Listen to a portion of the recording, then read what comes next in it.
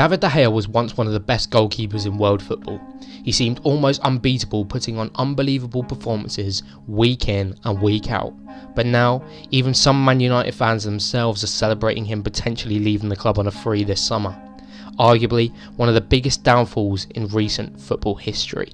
In this video, I am attempting to answer the question, what happened to David De Gea? Before signing for the club, De Gea was seen as one of the hottest goalkeeping prospects in world football. He made his debut for Atletico Madrid at 19 and in his first season helped them to a Europa League triumph over Fulham. After a few seasons, plenty of teams were looking out for him, but it was Manchester United that managed to seal the signature of the goalkeeping prospect in 2011 for just £17 million, a British record fee for a goalkeeper at the time. His first season in Manchester wasn't the easiest. From almost being arrested for stealing some donuts from a local Tesco to being scrutinised on the pitch after various mistakes, one of which coming in his league debut against West Brom, something the legendary Manchester United manager Sir Alex Ferguson described as a learning process. Another coming as he conceded 6 at the hands of Manchester City in October 2011. Despite a tough opening season, which even gave De Gea thoughts of leaving the club, David promised he would fight to stay as United's number one, saying, "There have been doubts in the first season, but I always had faith in my ability. The pressure at an elite club like United is huge, but Ferguson just told me to do what I did at Atletico. You have to be as strong when things go wrong, but I don't get nervous. Mistakes are normal. Everyone makes them." David De Gea's struggles at Manchester United were short-lived, with De Gea immensely improving in the seasons after. He helped Manchester United to a league title in 2012-13, being inducted into the PFA Team of the Year, and only got better from then on, even if Man United didn't win the Premier League from that point onwards. In 2013-14, De Gea picked up his first of 4 Sir Matt Busby Player of the Year awards, an award that was the first of 3 consecutive award wins in 2014-15 and 2015-16 also. De Gea's performances didn't go unmissed. In fact, in 2015, De Gea almost got a big money move to Real Madrid. Madrid failed to register the Spanish international on time though, which is believed to be due to an issue with the United fax machine. What could have been for De Gea if this move went through? I guess we'll never know, but De Gea continued to grow and improve as a player despite the failed transfer. De Gea also picked up the Sir Matt Busby Player of the Year award in 2017-18, which is arguably the keeper's best ever season. In that season, he picked up the Golden Glove award and was truly seen as unstoppable. Arsenal are a football club that know that too well, with De Gea breaking the record for most saves in a single Premier League match with 14 stops, as Manchester United beat Arsenal 3-1 at the Emirates. I think if it wasn't already established by that point, this was the moment. David De Gea was definitely the best goalkeeper in world football. But how did De Gea go from what we were seeing all those years ago to the goalkeeper he is today? What happened to him?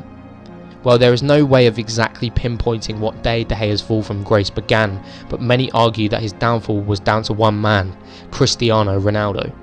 It was the 2018 World Cup group stages. De Gea had been called up, of course, why wouldn't he be, and came up against CR7's Portugal in Spain's opening game. The game ended 3-3 with Cristiano Ronaldo scoring a hat-trick, his first from a penalty, his second a goal that came due to a massive De Gea mistake, and his third from a free kick. This may not seem all that bad, one mistake and a bit of luck, right? Not exactly. Portugal only managed 3 shots on target in the game, all 3 of which went in, and De Gea was a massive part of the blame. De Gea picked up a clean sheet in Spain's second game against Iran, but the third game against Morocco didn't go too well either, the final score being 2-2. David came under a lot of criticism though, with it being noted that he only managed 1 save in the tournament, the least amount of saves by a goalkeeper who had played at least 3 games at a World Cup since 1966. De Gea ended up losing his Spain number 1 spot at Euro 2020, with him being fully excluded from the Spain 2022 World Cup squad as well. Spain wasn't the only place of shame for De Gea, with countless mistakes being made at club level as well. That season, De Gea had just 10 clean sheets, certainly falling from the standard he had previously set. David signed a long-term contract at the end of that season, though, with the club looking to continue with him as the main man. In 2018-19, De Gea conceded 54 goals in 38 matches in all competitions, certainly not matching the standards he set before.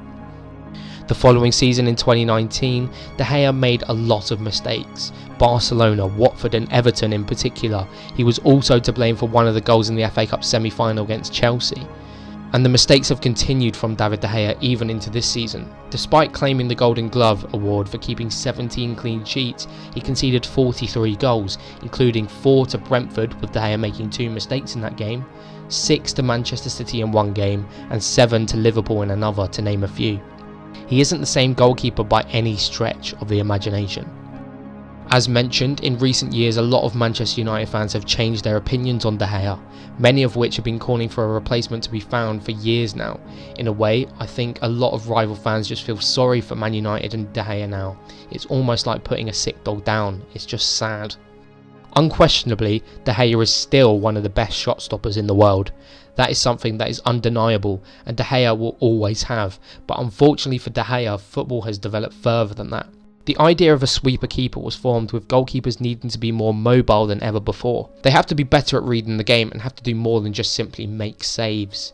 Goalkeepers need to be just as good, if not better, with their feet as they do with their hands now.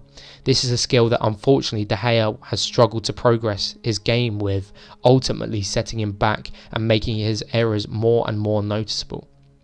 With De Gea's contract set to be up, it is looking more and more likely that De Gea won't be offered a new contract at the club, with Man United looking to bring in a new goalkeeper, someone more fit for the modern game if you like.